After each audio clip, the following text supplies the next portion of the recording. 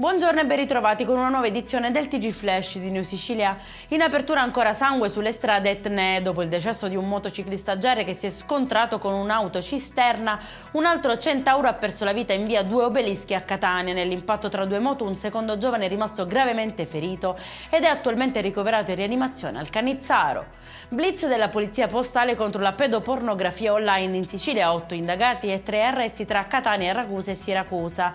Sequestrati numerosi dispositivi informatici contenenti decine di migliaia di file illegali. Arrestato un 59enne ritenuto responsabile del rogo che nel 2023 ha devastato oltre 230 ettari tra Taormina, Castelmole e Letojanni nel Messinese. Secondo quanto emerso avrebbe appiccato l'incendio per trasformare illegalmente terreni in pascoli pur non essendone proprietario. L'uomo avrebbe intascato tra l'altro migliaia di euro concedendo l'uso delle aree ad altri allevatori.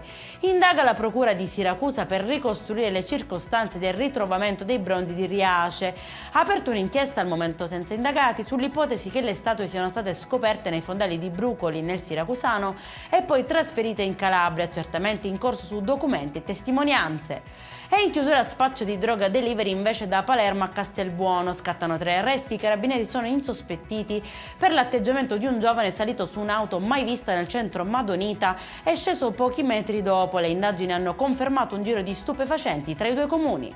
Per questa edizione è tutto, prossimo appuntamento alle 19:30. Buona giornata.